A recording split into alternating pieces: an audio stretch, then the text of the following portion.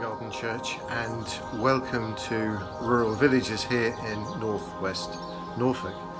We're continuing through lockdown to meet using Zoom on a weekly basis, and pleased to say we're growing in our knowledge and love of God together. This week it's my turn to do the shed talk, and sad to say I don't have a shed, so I've decided instead to do it here from my garage. We've been reading through a reading plan of the Old Testament, going through 1 Kings at the present time, and we've reached chapters 17 and 18, all about Elijah. But I'd like to start with a little bit of a recap, going from the time when King David died and he handed over to his son Solomon to be king, and also Solomon was charged with building a temple for God in Jerusalem.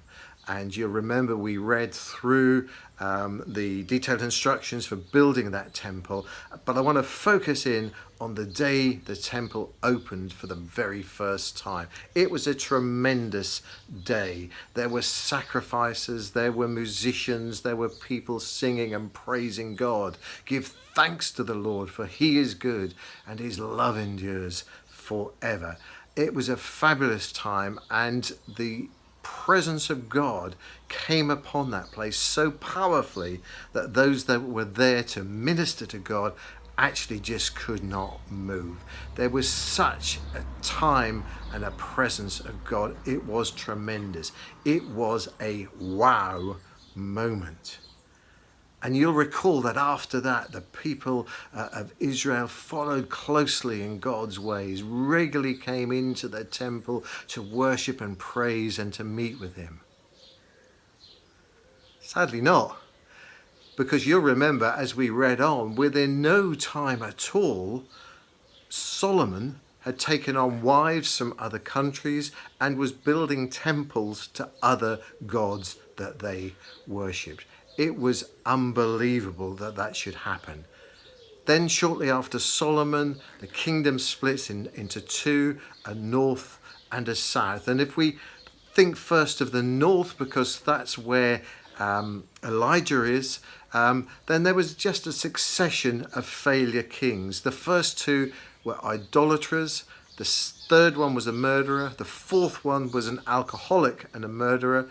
The fifth one turned away from God. It says of the sixth one that he was worse than all of those that came before them. And then comes along Ahab and his infamous wife called Jezebel. And this is the time of Elijah. God doesn't abandon the people in their depravity. Instead, he sends prophets, people to speak on his behalf, people to call out injustice and unrighteousness, people to challenge their lifestyle and their idolatry.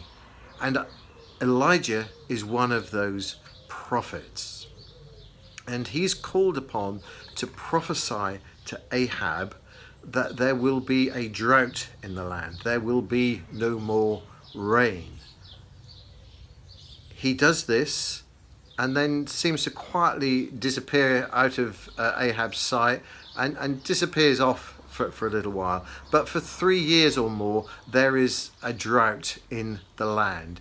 Some wonderful, miraculous things happen with Elijah, but I want to pick it up again when, after 3 years of drought, Elijah returns to Ahab the king, and he lays down a challenge.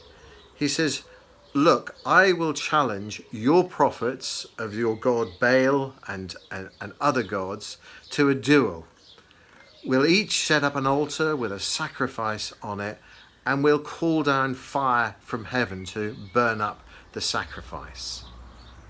Well, the prophets of Baal go first and they build their altar and they do lots of chanting and singing and dancing and all sorts of activity.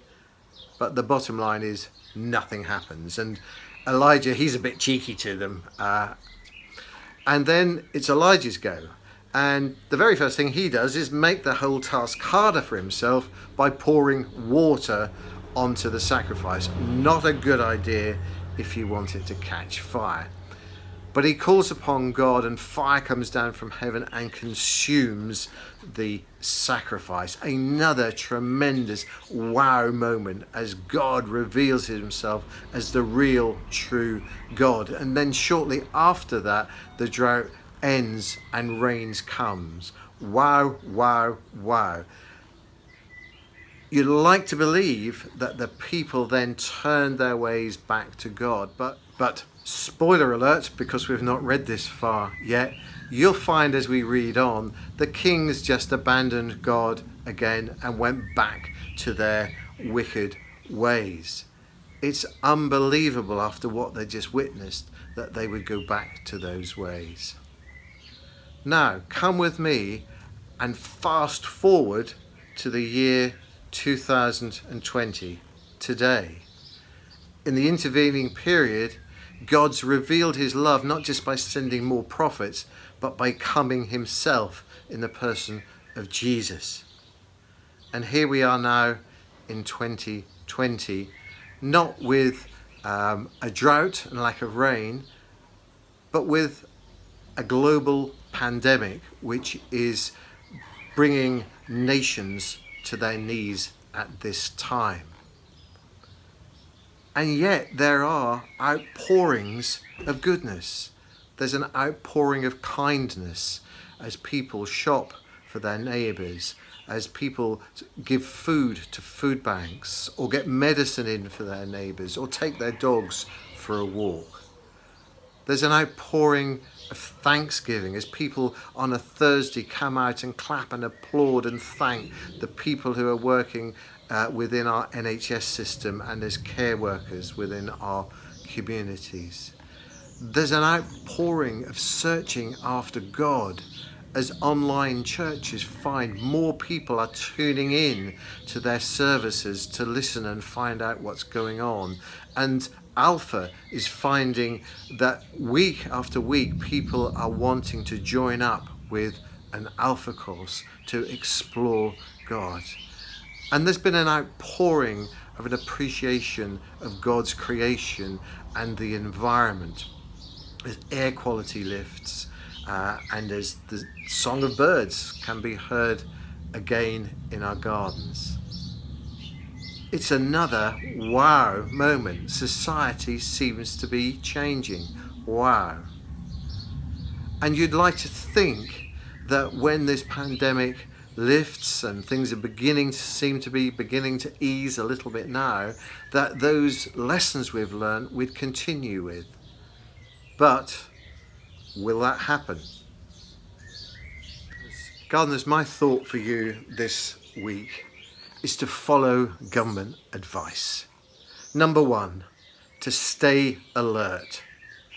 To stay alert to injustice, unrighteousness, and the return to false gods of materialism and hedonism.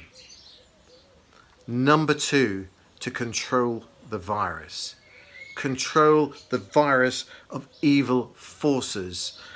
Evil forces for lust, for sexual desire. Evil forces of greed for possessions, property, and power. And resist those evil forces as they try to reclaim lost ground and reassert themselves. Stay alert, control the virus, and number three, save lives.